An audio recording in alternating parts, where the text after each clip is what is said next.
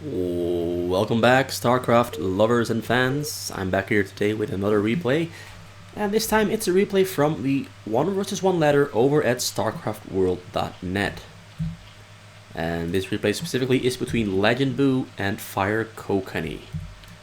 Kokanee is known as one of the top dogs in the foreign fastest map scene when it comes to 1 vs 1, and LegendBuu is one of those players who hasn't quite managed to scratch into the top level, but he doesn't shy away from playing anyone.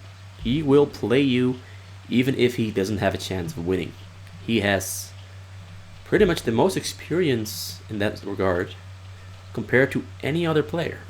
And thanks to that mindset, he's managed to actually become a really good player who sometimes just have some small minor mistakes that can cost him games. But overall, he's actually extremely solid, and he's a really good macro player. So yeah, LegendBuu here scouting the middle of the map. Because of course, as a Zerg, a lot of players either like to scout the side spot, or they like to scout the middle. Because when there's a Protoss, and that Protoss goes for a mid pylon and a proxy gateway mid build, where they make 3 pylons on the middle, it becomes very difficult to hold that if you don't know that it's coming. So a lot of players send their over there into the middle to scout it, so they can save up 3 larvae after they make their pool and their second hatchery, and make 6 zerglings once the pool finishes up, so they can help defend the choke and set those sunkens up here in the front, which is actually really important for the Zerg to keep the Protoss out of their base, because the Protoss has the luxury of just continuously scaling up with maximum mining potential, because they only have to use a single probe to build their base, move around, and they can build as many buildings as they want with a single probe in very rapid succession.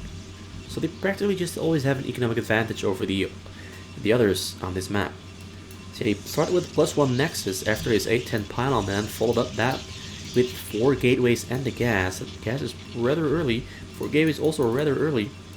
And of course, in accordance with the fact that LegendBuu didn't see anything here on the middle of the map, he started out with a single sunken here at his choke, followed that up with a second one a little bit later, and he did make 6 zerglings just in case that his opponent does have zealots or something on the way to try and kill that choke. It's a bit costly, 150 minerals down the drain somewhat if he can do something with those zerglings, but at least he's getting himself a very quick scout over the map, because he's using 2 of those zerglings to scout those side spots and find where his opponent is. He has seen the probe, so the probe is now also going to find Buu, turns around very quickly, sees that there's a Zerg there, sees that there's a choke, so now he can adjust his build order accordingly. He cancelled one of those gateways once he knew that it was a Zerg, and added on that cybernetics core, went for only 3 probes on the gas. He's mining only from a single one. Instead of mining with 6, he's putting 2 more on, and that might be a 3rd one he's going to put on there as well. But for now, he's just going to start off with getting a proxy build on the middle regardless. Even though he didn't start off with one, he wants to get cannons up here on the middle and reavers there as well. Of course, the cannons are meant to either, well, to do 2 things really. Keep the Zerg in their base, but also to protect your robotic facility here on the middle, and even potentially protect the gateways that he might be making there on the middle as well. So there's the Robo. There's the Force on the way in his base as well. He's adding on the 3rd gas already. 26 probes. Whereas LegendBuu is now only on 2 hatcheries, adding sunkens in the front as well, because he had an information that he saw those the probe and the zealots leaving for the middle. He also sees now that there's 2 cannons being up here and 2 robos being warped in as well, so he's got an information and he can now act accordingly. And acting accordingly to the information you get is very crucial in 1 vs 1. He adds on 1 more hatchery, and soon a gas will be coming up as well. Yeah, this is where you can see where Protoss really has an advantage, because already on 43 supply against 26, 31 probes, and unhindered, and pretty much no defense anywhere whatsoever. So he's just scaling up quickly, getting bigger, although I do think he put a lot of probes there on the gas, and he's overshooting his gas just a little bit, but to make up for overshooting gas, he made a 3rd robo, and a support bay now being warped in here as well, so that's going to be It honestly looks like he's going for a Zealot Reaver push combination. I'm expecting a Cybernetics core here as well, and then he's going for Zealot lag, Zealot speed, and go for a 3 Robo Pump frontal push here on the Zerg. Zerg is being very wisely and spacing his summons out quite well, which will slow down that Reaver push by quite a bit. Important note, Kokanee goes for Scarab damage first, so he can tear through those summons here in the front quicker than without. He doesn't need the shuttle speed, because he's not planning on dropping, I assume. I think he's purely going for the frontal push. Buu, being a very macro-oriented player, is taking some risks here with a rather small choke, but on the up end, though, Kokanee is giving him the opportunity. Because Kokanee hasn't really been making a lot of Zealots, he's mostly just been focusing on building up his tech, getting a little bit bigger, and facilitating the Reaver push here that he's planning on setting up. So yeah, that hatchery, he's got 6 macro hatches already up and running, and there is the Hydralisk Den, which is actually a little bit late, because if Kokanee had gone for a shuttle first and a Reaver, he could have flown a couple of Zealots into Buu's base and dealt some damage there with those 4 Zealots, and probably also with the Reaver that he then pick up after he's dropped those Zealots into Buu's base and flown the Reaver in as well, and used the Zealots to clear a path for the Reaver to potentially drop on the drones. But instead he's fully focusing on the frontal push. Now we're also seeing an increased production coming up from Kokanee. He's going for Dragoons, so I was wrong on the Zealot speed. Sometimes people go for Zealot legs, sometimes they go for Dragoon range and Dragoons. It's either one of the two, or they go for a combination of both. That's also possible, of course. So yeah, 5 Reavers now. Scarab damage is finishing up. Dragoon range finishing up as well. Whereas Buu is starting off with Hydralisk speed. He still has not made a single Hydralisk. He's really just focusing all in on getting more of those drones, which is honestly quite risky because this front is really thin here. But he's adding on more drones to keep those Reavers a little bit away, slow them down, give them more buildings and structures to tear through before they can actually enter the base. The same for those Dragoons here in the back. But the upside is, though, that because LegendBuu's macro hatch count is so huge, he can start making a lot of them, a lot of Hydralisks, once he feels the need to. But at the moment, he is not feeling the need to. He does have a Spire on the way, so he might be going for Mulalisks, but I think the Mulalisk into those Dragoons is quite a risky choice. But he doesn't know that Dragoons are there, because I don't think he can see those Dragoons walking into the middle with this Overlord, because it's a little bit too far away. So he doesn't have that information. He's only got information that there's Reavers and probably Zealots. He's making a lot of Sunkens, and he still has no Hydralisks on the way. Honestly, a drop here from Kokanee could do some miracles, but he's focused on seemingly an extremely slow Reaver push. Really slow Reaver push. And I honestly think he could just go in for the attack now. Or he should have at least done some scouting with a shuttle or a Corsair to know what Buu is really up to. A lot more Sunkens coming down here. This is practically a sunken defense. And Kokanee is not pushing. He's still not pushing. He does have a shuttle on the way now. There's only a single shuttle, and it's in one of these because the interface is bugging out, so I can't actually see what's in there. There's the shuttle. And Lurker aspect now coming up for Buu. And this is one of those things that I mentioned. Buu is playing probably the riskiest game of his life, because he's got practically no main defense whatsoever. But Kokanee is not looking to be capitalizing on that, although he doesn't have that information. But he's not planning on capitalizing on using drops yet. He is making a lot of shuttles now, though, because his Reaver count is rather high. But the Lurker aspect is very close to finishing up here for Buu, and Buu is making Mulalisks. And you can either go for the Nexus, or you can try to snipe those Reavers with the Mulalisks. He's got basically just those two options, or you can wait and wait for the Great Aspire to finish and go straight into Guardians. His Guardians would be rather early and be rather quick. He's got a 62 drones as well, so his economy is really big. Kokanee is only 9 ahead, but I think they'll be equalizing their work count very soon. Yeah, it looks like he's going for the counter attack. He's taking even more risks because once again, his main is unprotected against those shuttles and the reavers that are going to be dropped by those shuttles. But this counter attack might actually yield some results because there's 3 cannons here and 6 dragoons. It looks like it's going to wait for the Great Aspire. He's adding on a lot more hatcheries now here, and Kokanee is just taking his damn time. Because he's giving Buu a lot of time to set up and turtle up. And Buu is honestly, if you give him the time to turtle up en masse, he is actually really good at turtling. He's a really good turtler. As you can see, he's already making a lot of sunkens there. Now the Mutalisks are going in, but the Mutalisks are immediately pulling out. They don't want none of this. Snipes a probe there and pulls away back to base. Might even try to attempt to snipe some stuff here on the middle. And the drop is finally commencing for Kokanee. 8 shuttles, that's a huge mass drop, but I think Buu is somewhat prepared for it because he's got Hylists now.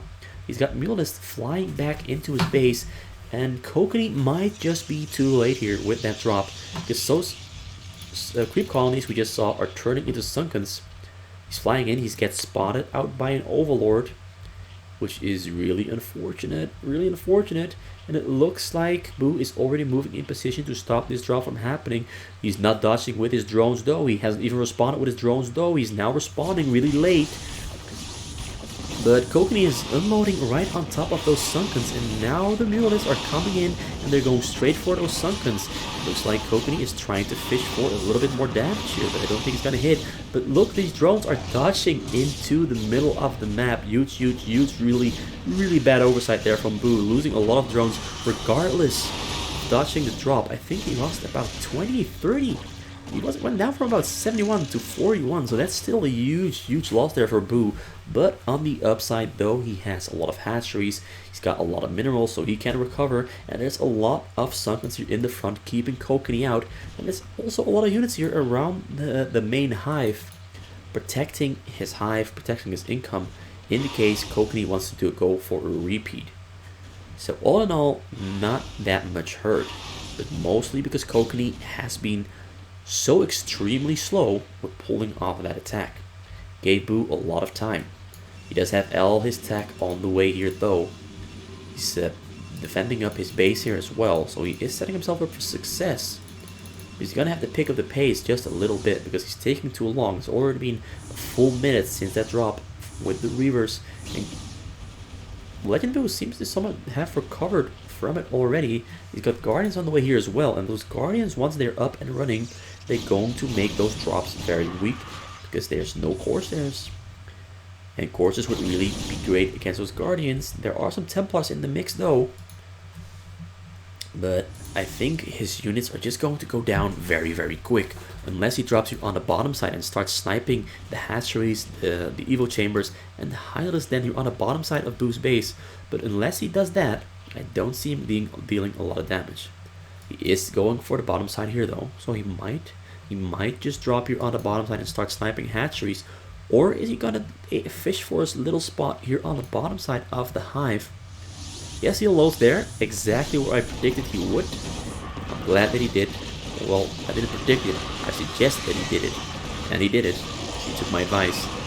Stack Guardians there take a lot of damage from a double storm, but eventually it does look like Kokanee's drop is not yielding that much result. The amount of Templars was simply too low. Maybe at Corsairs there, he would have really torn through those Guardians so easily. So that drop kind of falls flat, yields no results, and he goes back to the drawing board. He does have a lot of shuttles there. He's got 12 shuttles there sitting on the middle, not being loaded up. He's not building his base. He is building his base, just very slowly. But Corsairs in the mix now though, and he's got Arbiter and Recall on the way as well. But he really is taking his time. Buu is not feeling pressure whatsoever. He has been building up, he has been adding supply, and he has also been getting upgrades. He's also been adding more protection for his hive. He's got a couple of lurkers there burrowed up as well. There's 2 of them. I don't see where... Oh, number 2 is right under there, hidden behind those Hylists. So he's got that going as well. Yeah, and soon he'll be adding more hatcheries as well. And once he has more hatcheries, this might become a very painful game unless Kokanee starts ramping up with Storm Drops. Because I think, honestly, Storm Drops is his main opportunity, his main chance, his main tool to actually start killing those drones here from Buu. Because if he doesn't start killing those drones, Buu might be ready for a counter push very soon. And I think the counter push might come after this drop, because I don't see this drop dealing a lot of damage if he's dropping straight into all those units here on the low ground. He's looking for a spot, but pretty much every single shuttle gets taken down by those Scorches because he couldn't find a spot to drop on. So that's pretty much all wasted. I'm not sure how much supply went into that one, but I do think he lost a lot. He also killed a bunch of his pros because he's opening up supply space for more units, for Arbiters, and for other stuff there as well. And Buu still taking his time, but has pretty much hit what he would call, in his own words, critical mass. And I'm kind of agreeing, he's kind of hitting critical mass because his upgrades are coming along. He's got Guardians, he's got Spire, he doesn't have a Defilers Den. He's got a lot of Spores, a lot of static defense around his hive. He's got more Mules coming in and being turned into Guardians. Single Corsair there, hunting Overlords. Being annoying, trying to deny Buu vision over the map. Kokanee still at a snail's pace, setting himself up for an offense.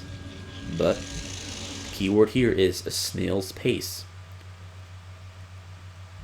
He's honestly really not doing anything. Not sure if that's his usual playstyle, but it does seem a bit uncharacteristic that he's actually not doing anything. He's maxed out. He's building his base, which is of course important. You gotta build your base. But I don't think it's beneficial to just sit there menacingly, stare your opponent in the eye, and give him all the time that he needs to build up, get big, get upgrades, get pretty much an impenetrable main defense, which is what this looks like. This is going to be looking like an impenetrable,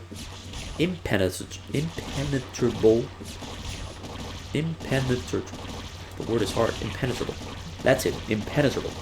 Impenetrable main defense. Struggling with words, it's difficult. Words can be difficult. So he's got that going for himself. He set himself up for, well, pretty much the biggest defense in history. I honestly was expecting a game with more action, but as history has shown, Kokanee seems to be a player who likes to take his time, set himself up for success. But setting yourself up for success at this pace might actually be setting your opponent up for success. Whether that's true or not, I don't know, but we'll see. He's got the entire middle all built out. He's got his base all built up. He's got a lot of upgrades finished up as well. 2-1-2. He's got 2 Arbiters with stasis, recall, everything he needs. Even more Arbiters now finishing up and being placed into the train, because he's moving all of them into the middle. Recalls are coming up, or maybe he's going for Stasi, I'm not sure. Building more cannons on the top side. I would honestly expect more cannons here in the front. Got Templars. I think he's just waiting for Buu to move out so he can go for a counterattack, like kill the entire mass that Buu has, and then try to counter push and wait for Buu to pretty much just rebuild his mass. And in the process of rebuilding his mass, he wants to push in. I'm not sure what he's trying to do, because Buu is really just waiting for the counterattack on Kokanee. And Kokanee is kind of just building stuff all over the map while not touching his opponent whatsoever. Whereas Buu is really setting himself up to become a fortress that cannot be broken.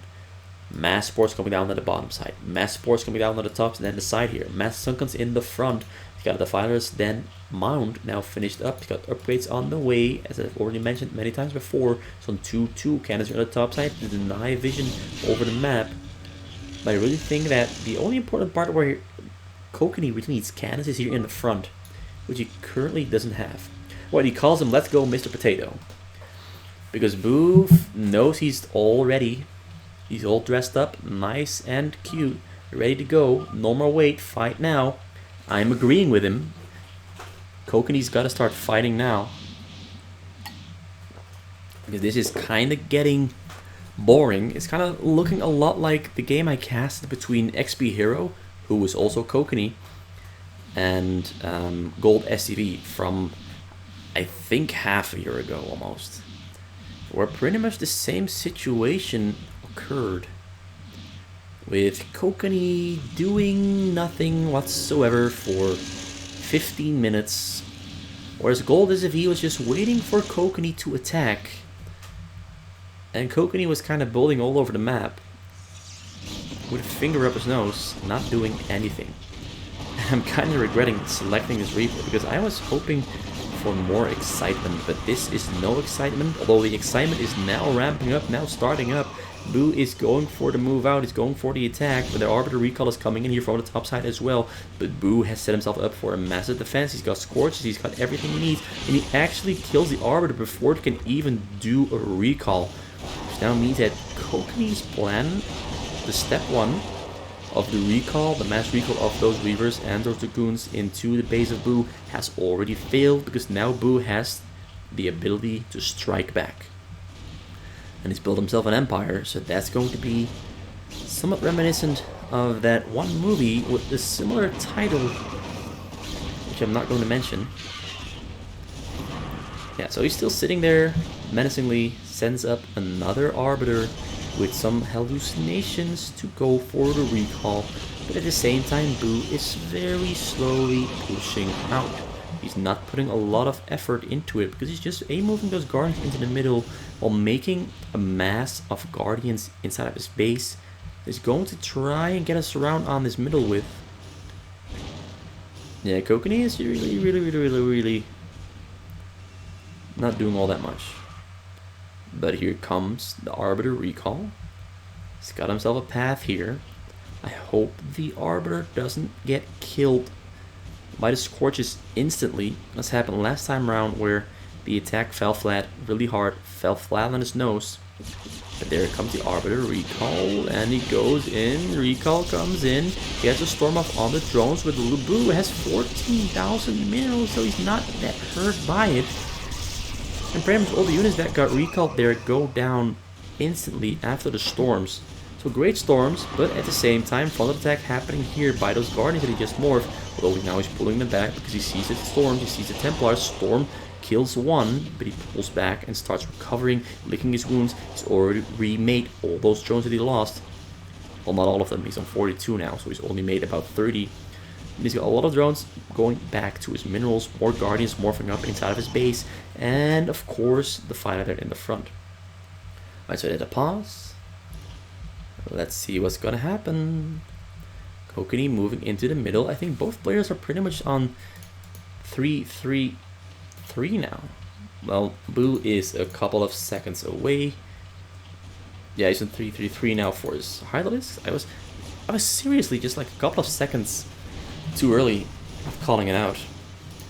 Whereas Kokanee, of course, on 3-2-3, Mass Reavers are in the front. But Guardian is now moving up to the top side because he wants to clear out all those cannons, which now means that Kokanee is going to run in and start killing those Sunkens here in the front with the Reavers and the Dragoons. But the Reaver is bugging out a little bit because it can't see this Sunken, so it can't shoot on it. One of the amazing features that Reavers have moves them a little bit too close now, and those Reavers are going down to the Sunkens. He's losing all of his Reavers now, which means that actually all Buu now needs is a ground mass or those Guardians coming down from above to kill this and flank this, while units from the base are going to move out into the middle there as well. He is replenishing his mass very quickly. His APM has shot up to 220, 230 now, while he's massing out all over his base. He's really putting in some effort now. Wish he had done so earlier because, well, Buu is big. This is a big Buu, no baby Buu. This is seriously just a legitimately big Buu. And big Buu now coming back with those Guardians from the top side with their 1-3 upgrades, so they're pretty damn strong in terms of damage. As you can see here, boom, boom, look at that cannon go down. These shots are really lethal. And now he comes in here with the flank. Storm comes down on the Guardians, but pilots are leaving the base there as well, coming in to assist the Guardians to take down those Reavers in the front. The Reavers spawning now, but the Reaver's spawning a little bit too late. A lot of storms coming down there on the Guardians, but a lot of the Guardians have already dealt a lot of damage there. And the Hylotus, there's no detection here. The detection is coming in from the back. Now the Hylotus can shoot and kill those Reavers. Guardians, of course, firing on the Reavers as well. But it looks like the next wave is going to come out here. And Kokanee is caught with his pants down because most of the units are still here inside of his base. Not a lot of stuff here on the middle. A lot of stuff is spawning and a lot of stuff is still stuck inside the gateways. They're stuck in production. Moving out, killed the Reavers. They're in the front, Storms here in the back, but the Templars are not storming quick enough. Templars also missing a couple of storms, but Buu is just spamming out more units coming out. The Father's now moving from the back of the base to the front of the base. Dark Storms coming down on the middle as well. Guardians, of course, being Hylotus, of course, under the Dark Swarm. Zergans, of course, also under there. There's no Zealots, which means that these Dark Swarms are actually super lethal. Super lethal. And he's setting himself up for another recall, but he's got nothing to recall. There's nothing to recall, honestly, except for this. Maybe this or this. But none of that is really going to make much of a difference because there's just so much. He's got an ensnare there as well, so he just has to throw an ensnare, slow down the Arbiter, and the Arbiter is going to go down. And this looks like Buu's going to win the game with a single push out. And Kokanee didn't even do as much as tickle Buu. Buu just never felt any pressure, and when the pressure was being applied, it was like a bug, a tiny ant, trying to scratch the surface of a giant man called LegendBuu. So LegendBuu did what he had to do. It wasn't flashy, although there at the end it was a pretty good counter push, but it wasn't as exciting as I'd hoped. A lot of turtling, a lot of staring each other in the eyes menacingly, waiting for the other to twitch, and it looks like Kokanee twitched first because Buu came out on top, takes home the victory, and can call himself the victor.